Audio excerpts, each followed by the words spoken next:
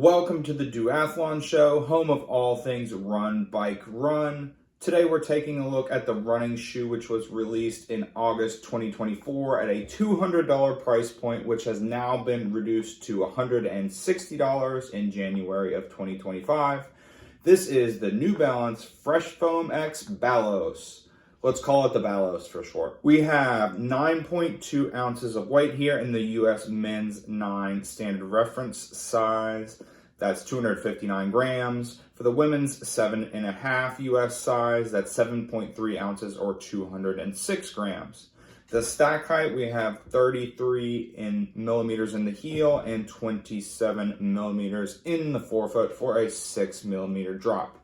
Now, this is a shoe, in my opinion, which gives you max stack comfort, but which isn't actually that high off the ground. You get the max stack comfort, but it's only 33 millimeters. Compare that with 41.5 millimeters overall stack in the back, 33 in the front for the Asics Gel Nimbus 25, which is my old shoe. The color here, they're calling this white with infield clay and blue oasis.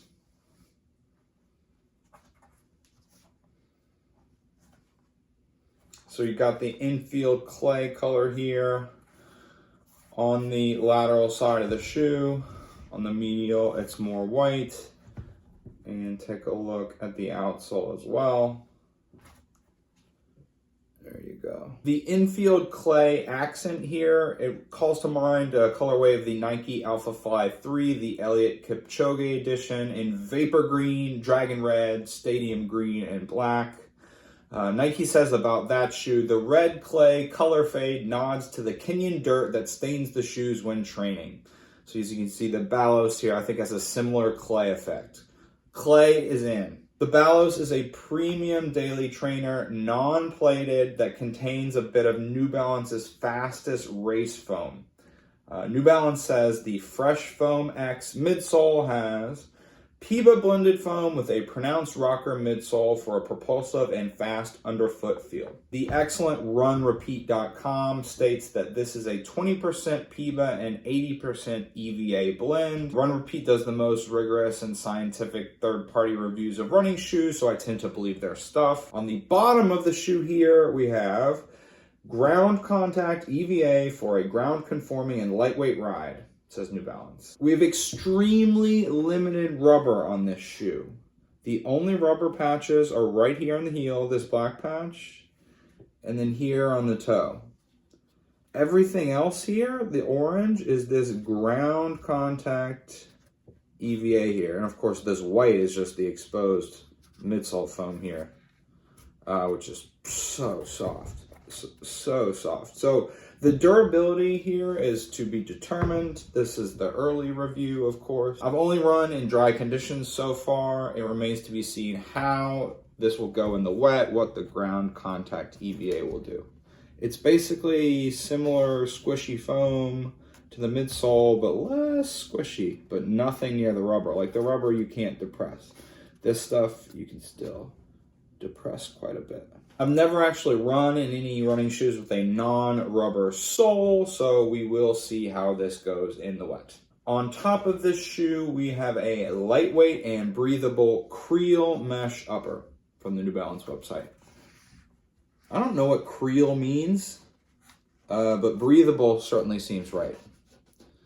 I'm wearing these in the New York City winter right now, and the cold air shoots right through. They compared a lot more favorable for breathability to the Asics Gel Nimbus 25s, the shoes I'm getting rid of. And I was actually wearing these shoes, the Asics Gel Nimbus 25, when I ran to the New Balance store earlier this week to pick up these shoes in person on the Upper West Side of New York. That's right, I ran to get this pair of running shoes. From my home on the east side of Manhattan, I strapped on the old Nimbus 25s. I grabbed a string backpack for the haul and I ran out the door. I made it to Central Park, crossed it, hit the UWS, and about 20 minutes or 2.15 miles later, I was at the New Balance store asking the man if he had my size. Of course he did. I had already checked online. What happens next was I put on these shoes, jogged a bit around the store, did a left foot, right foot comparison with the Nimbus, liked what I felt, and bought the shoes for $160 plus tax. I could have done this whole transaction online with free shipping for the same price, but if I could cut out the cardboard and fuel usage and get the shoes a few days earlier, why not just work this shopping trip into my normal evening run? I left the store, crossed back into Central Park, took off my Asics, put on the Balos, recycled the box, bagged the old shoes in the string backpack, and started to run.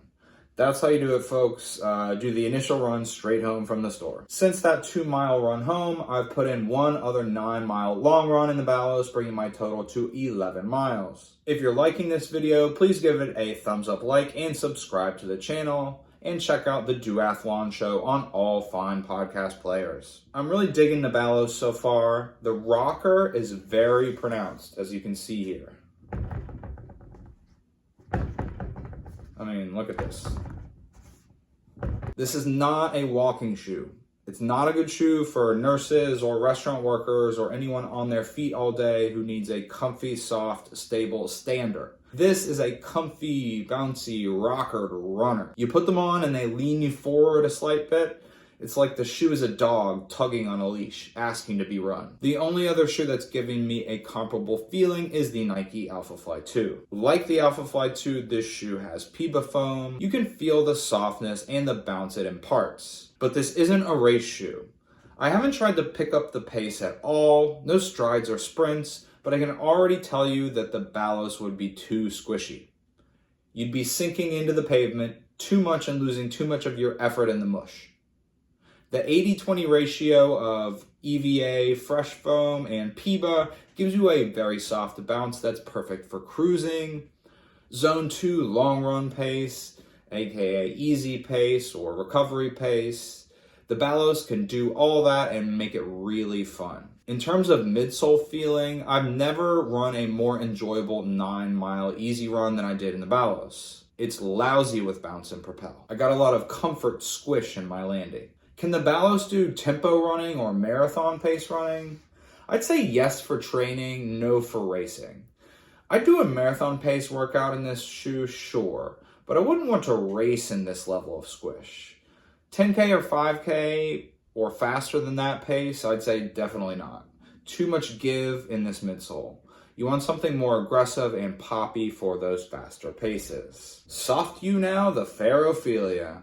Let's talk about how soft this midsole is. My gammy right knee didn't bother me at all. One reason I got these shoes is that my previous max cushion shoe, the Asics Nimbus 25, had passed 350 miles and wasn't feeling as soft or protective as before. I was really having to focus my landings on the right leg in a way that wasn't really fun. Ever tried manually breathing? This was like that. I was manually landing each footfall to try to minimize a bad landing and a shock to my tweaky knee. On my first runs with the Balos, I quickly realized I was no longer worrying about my foot strike in transitions. I was simply running again, and the tweaker knee cables were completely silent in my right leg. So yeah, the ride here is super soft and super responsive. Responsive is a ShoeTuber word that means bouncy. It has a good chunk of the propulsive PIBA foam from your favorite top-level race shoes like the Alphafly or the Meta Sky Speed Edge Sky Paris. But it also has a pillowy soft landing that your body parts will thank you for. A high-mileage monster, I'd wager, as long as the ground contact EVA holds up. The tongue is gusseted as well as being pretty soft to the touch. You can see here down where it meets the footbed here is the gusset down here. Right down there. And on the other side. Right down there. There's a big poofy heel tab here, but otherwise not an excess of padding in the heel collar around here. It's less plush than the Nimbus in this area. One thing I really appreciate are the big reflective overlays here and here. I think non-race shoes where weight matters less should always have big old reflectors on for night running. You should always run or walk with flashing lights on at night, in my opinion. But have you ever been driving in the suburbs at night on a road with no sidewalk and no street lighting, and the only way you notice a dog walker on the shoulder is because of the reflective overlays on their Skechers? I think more brands should slap reflectors on their race shoes. So in conclusion, 2 thumbs up, highly recommended is my early review after 2 runs in the New Balance Balos. Have you run in the Balos? Are you thinking of picking it up after the $40 price drop?